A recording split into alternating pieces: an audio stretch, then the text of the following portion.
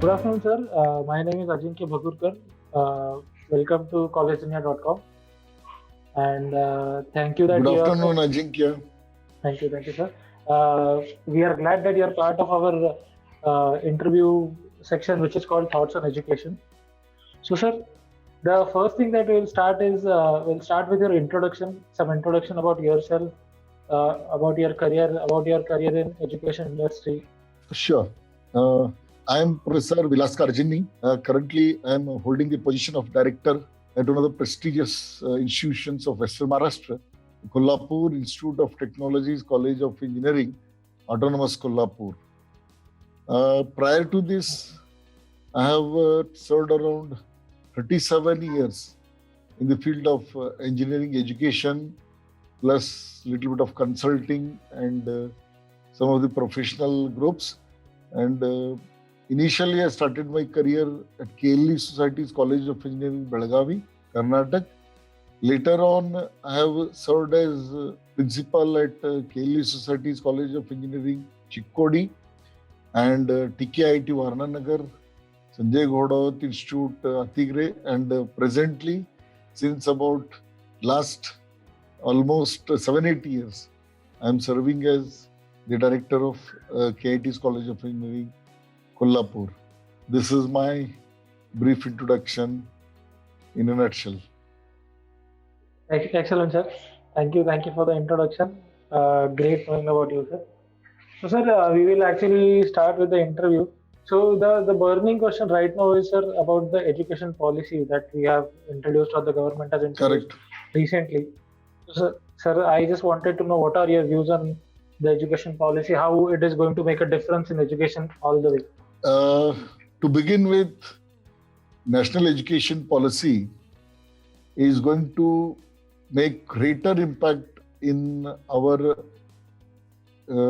Indian education scenario, be it engineering, be it medical, or even other non-professional courses. The simple reason is, in fact, this policy would have come way back, about a decade or 15 years back. But fortunate enough that now Government of India has made the bill passed and they have implemented. Here, there is a lot of scope in the policy to the skill upgradation of all the professionals. That is number one. And one need not have to spend a lot on making them aware of the day-to-day technological happenings and other latest, because every part is taken care. Not only that, a student can join a program and discontinue, earn some experiences out of the field, again rejoin, and then take his education to next level. So this is the beauty of this education policy. And a lot of now the earlier Ministry of Human Resource Development is very well rechristened as Ministry of Education now. And the Ministry of Education has taken a lot of care, in making this policy effective and trigger the Indian economy to the next higher levels. So that is what I feel. Right. And here, in this policy, the government has introduced several things and they have given thrust for autonomy, which is the need of the hour.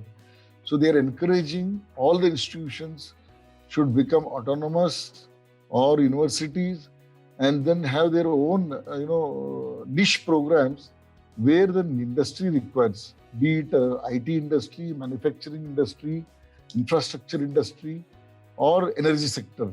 So that is the beauty of new education policy, I can say. Absolutely, sir. So, sir, I just wanted to know if do you think that the timing of introduction of this education policy is the right timing, or it should have been introduced way back, or it should have been introduced after some years from now?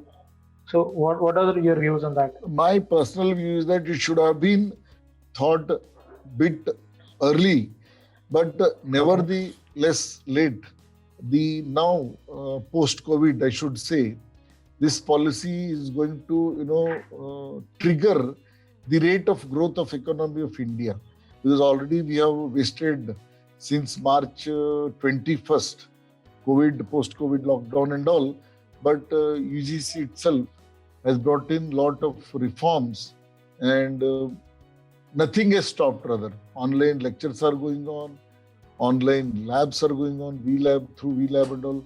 So that means, so it is right time, we should say. It is right time. Now we should brace it wholeheartedly and see that now onus lies on all the state governments, who should take a lot of initiations and see that the policy is implemented at the earliest. Absolutely. So, sir, what I get is now the implementation of policy is very important, right? Yes. Absolutely. Implementation in the sense now, even our government of Maharashtra or government of Karnataka, they have already set up a battery of technocrats, educationists, and scientists and administrators in studying and implementing this policy. So they have been given the mandate as well as the target also to suggest the government how to go ahead.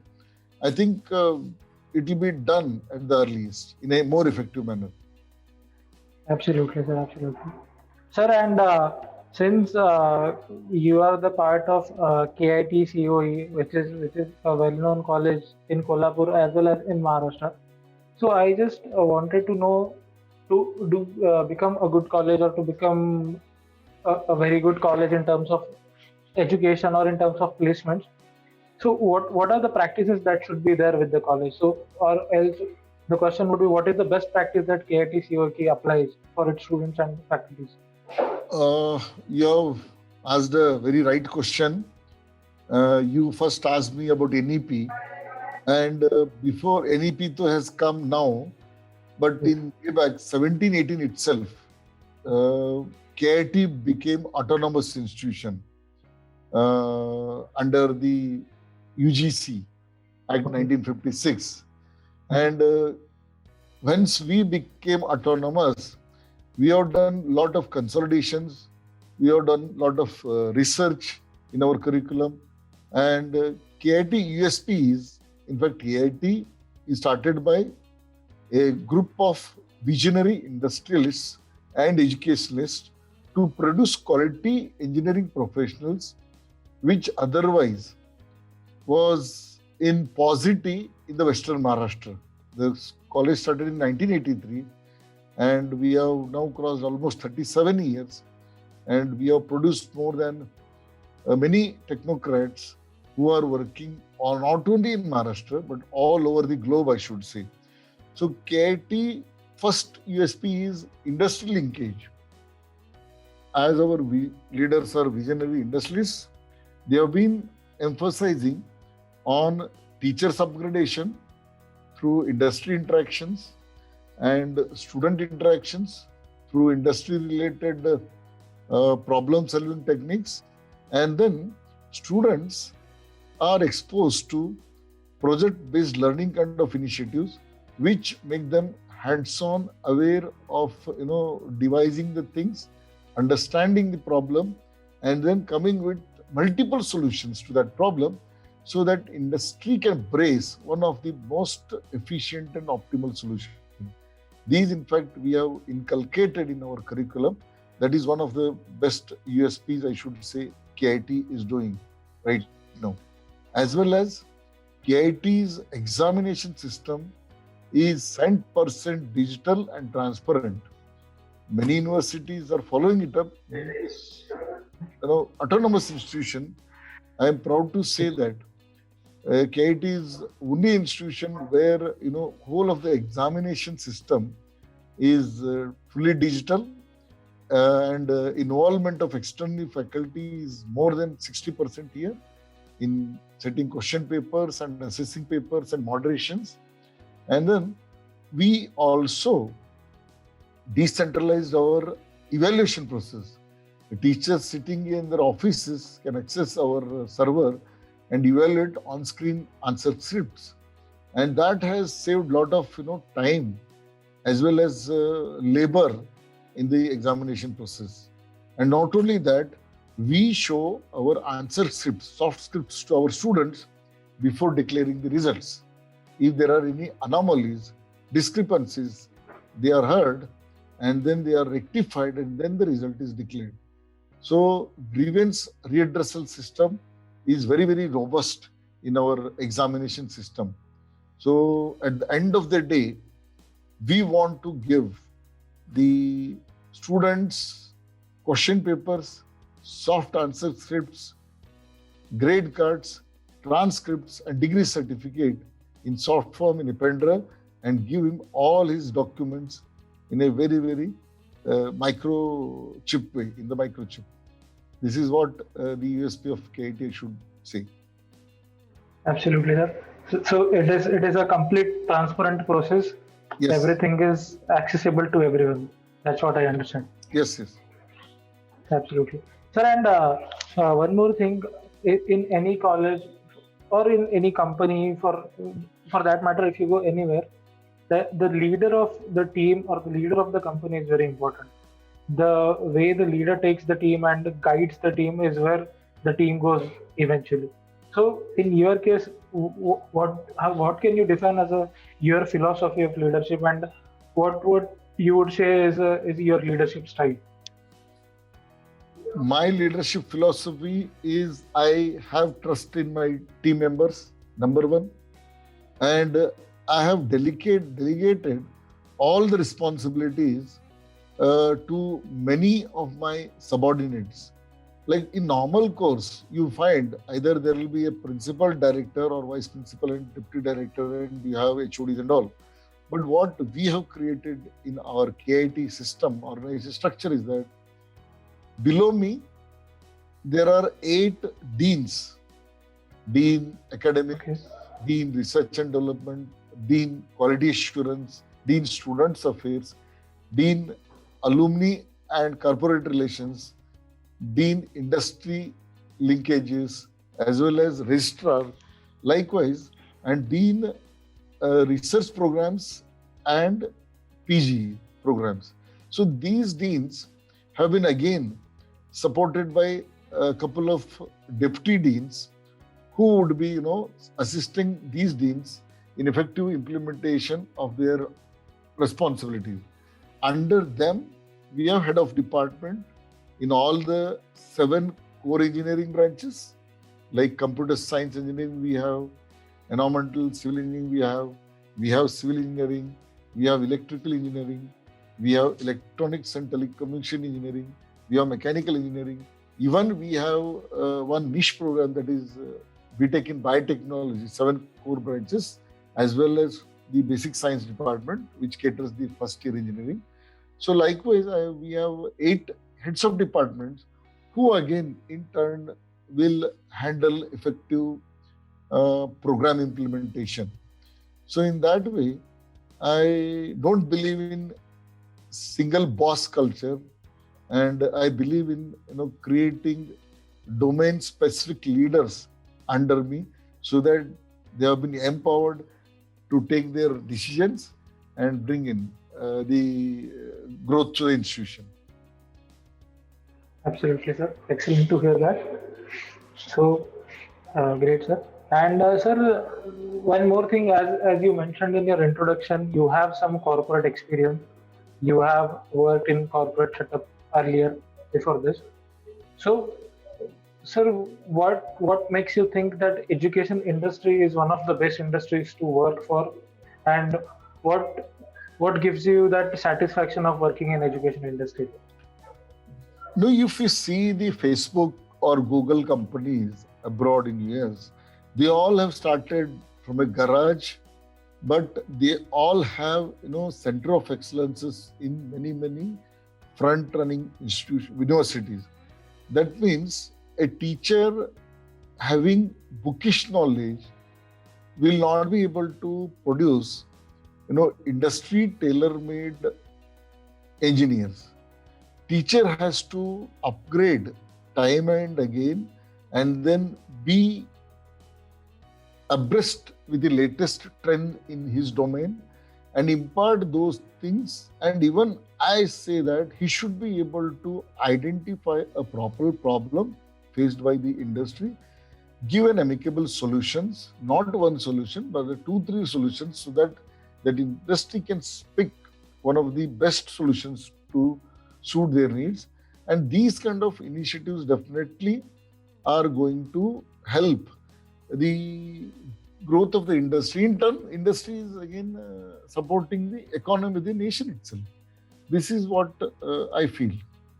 Right. So, I being transportation and traffic specialization, civil engineering, that again.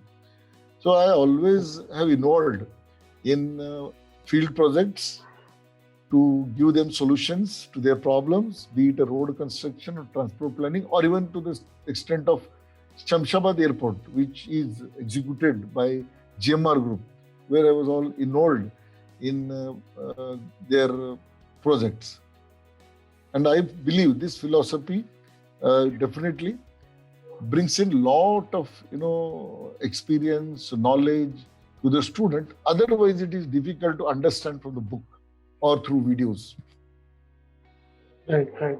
So the practical education is very important, right? Yes. Absolutely. And yes, yes. Sir, and we always hear that the experience is the best teacher. So everyone who is at an elder age or who is teaching someone will always tell about the experience, which will help, which helps individuals in doing various things. So can you just tell me how does the decades of experience that you have help in your daily activities at KIT College of Engineering? How does it help you? No, the more we have experience, normally we come across variety of issues, variety of problems, which may not be the repetitive ones. So every year you come across new things, new issues, and every issue definitely, or every problem definitely has a solution. Problem cannot remain a problem forever. So it is an administrator, a leader should look into it, try to negotiate with those problem-making elements, and then see that a win-win situation is created amongst the either the both parties, 3 parties or 4 parties kind of thing. So in this aspect, the experience, the more the experience one has, it is going to bring the solutions or bring those conflicts, solve those conflicts. That is what I see out of my experience also, and I've practiced also those things. Okay, okay. And sir, KIT College being the autonomous college in Kolhapur, how does the curriculum of KIT COE ensures that the practical learning and implementation of the academic knowledge is relevant in the real world for students? You have again asked a very good and a very latest question, which also supplements the national education policy. Right from the first year itself, we practice process-based learning or problem-based learning, wherein a group of students are given a problem and they're asked to give solution in the most economic and efficient way. So learning happens right from first year. Thereafter, every year we have, like semester, we have one course dedicated and imparted on project-based learning concept. That is one thing. Second is, in our autonomy, we have devised the last semester, 8th semester, totally for internship. So we are pushing all students to take up the internal internships at various industries of their domain interest and spend time from say 4 to 8 weeks, sometimes 6 months also. so that they become very much aware of corporate practices, number one. Then their knowledge gets upgraded. Then what happens? Their bondage with that company will many a times yield a good placement also as the byproduct. I don't say placement as the main objective in KIT. Always we see placement as a byproduct of our process, because we upgrade our students technically, we upgrade our students aptic skills also we impart them, communication skill we impart them, and even soft skills also we try to impart them over the year of 4 years. So that definitely this is the academic reforms we have brought in. Above all, fortunately, our AICT New Delhi has introduced honors concept in engineering. I think you must be aware that is BTech honors in civil engineering with specialization, something XYZ. That kind of thing we have floated almost all branches. Suppose my honors in computer science is BTech honors in computer science engineering with specialization artificial intelligence and machine learning. My civil specialization in strategic civil structures. What are these? See, AICT says you should give 160 credit course. But if there are bright students, if they are toppers, fast learners, for them, they have given the scope of BTech honors, wherein that ward will undergo 18 to 20 extra credits. Maybe you can take about 5 or 6 courses extra over and above the regular curriculum of 160 credits. And he'll be learning these things right from second year, that is third semester, fourth semester, fifth, sixth, and seventh. So he'll be complete those extra credits and he'll be earning this BTech honor specialization, which keeps him apart and makes him employable, more employable, and he'll be able to get quality employment from the renowned industries and corporates. This is what we have done in our autonomous system. Absolutely, sir. Great. And sir, since you have joined KIT, so what was your vision when you joined KIT, and how has that evolved over time? In fact, KIT was almost a top institution only. It is not that I have transformed drastically from bottom to top. Right. KIT is known, you also know, and your all team members also know. But one thing is, after I joined about 6-7 years back, my agenda was to put quality initiatives on top priority. Like I took up the task of going for NAC accreditation. NAC is a UGC autonomous body, and normally universities and art science colleges used to go. Then we thought, why should not we go? And I'm happy to share that we are the first college in Western Maharashtra to get NAC A grade by NAC Bengaluru with CGPA of 3.12, thumping CGPA of 0.2. So that is one thing. Later on, we started applying for permanent affiliation. That we got. We also got 2F12B recognition by UGC under 1956 UGC Act. Then, of course, we phased manner went to application for NBA, National Board of Accreditation, New Delhi. Likewise, today, almost all eligible branches of KIT are NBA accredited branches. And as I said earlier also, in 17-18, by virtue of these quality initiatives, we were granted autonomy by UGC New Delhi. Okay. And sir, like for the students who are not very aware about KIT COE, I am very sure that students in Maharashtra are very well aware of this college. But students who are out of Maharashtra, who are looking to come in Maharashtra but who are not very aware of this, what are the things that you would want any student to know about KIT COE, which will actually help him in making a concrete decision for his undergraduate degree or postgraduate degree? We, in fact, we never used to advertise for our admissions. More publicity and our large network of alumni members and stakeholders and their trust on KIT used to bring in the admissions. But of late, we also have thought we should breach the barrier. Then we approached you people for digital marketing. We took your advice. Then our team of admission committee people are working hand in hand with other social media network and social media platforms like Facebook, Twitter, and LinkedIn and all.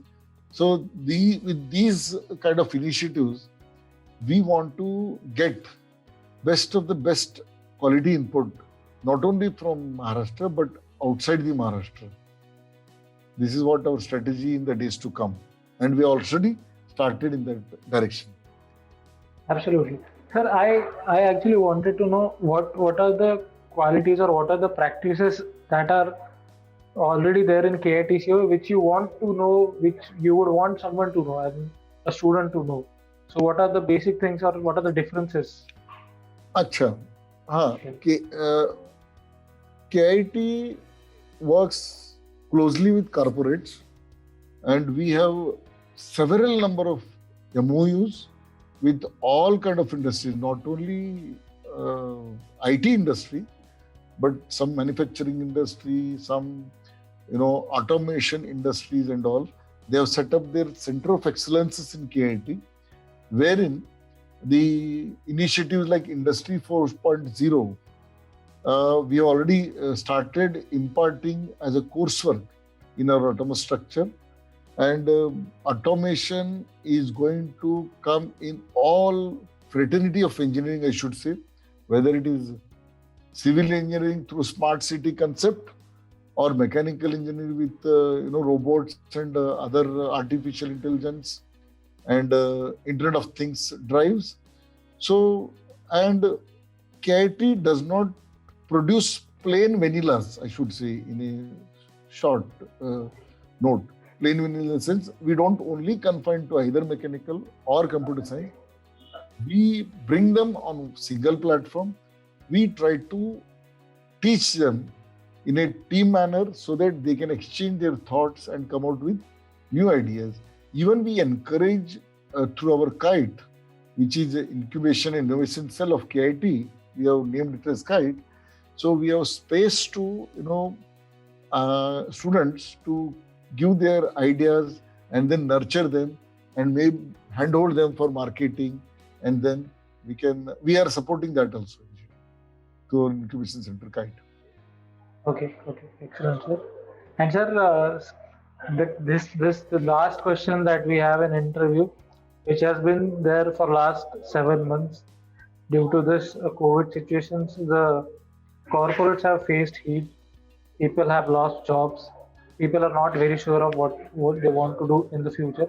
So any suggestions that you would like to give to current youth and the aspiring students, as well as the young people who have faced some hard situations in their corporate life? Yeah.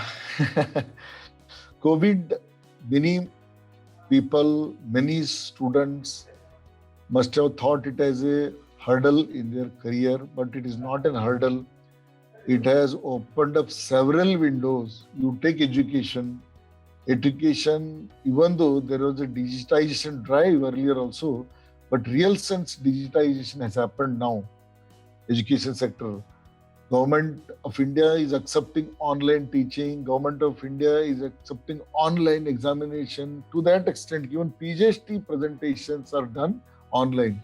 So, to the young mind, my advice is that, and not only that, in the days to come, manufacturing sector from neighboring countries is going to come to India. Already it is happening. And the mind of the government has also changed. All the state governments and central government, they are becoming opened up now. They are wholeheartedly accepting the proposals to set up, and a single window clearance kind of thing, concepts have come. Liberally, they are giving lands, liberally, they are giving powers and all. So, hereafter, opportunities are going to be very, very huge.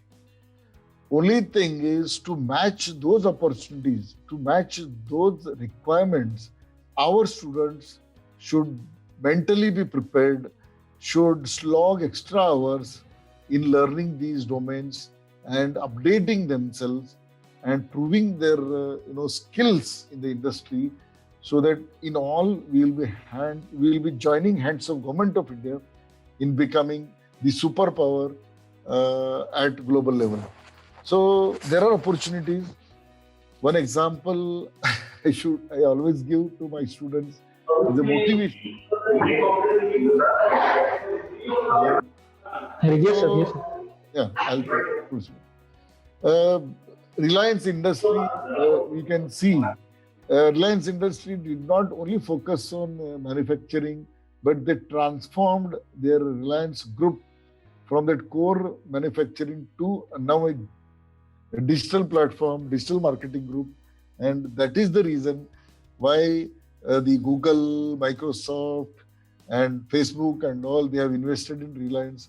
So that itself is the validation that the days coming are going to be very, very rosy, but at the same time, they'll be challenging also. Unless and until we meet up these complex requirements, it is difficult to, come up in the profession. This is what is Absolutely, sir. the scenario. I think So, I sir, come up to your expectations. absolutely, Yeah. absolutely, sir.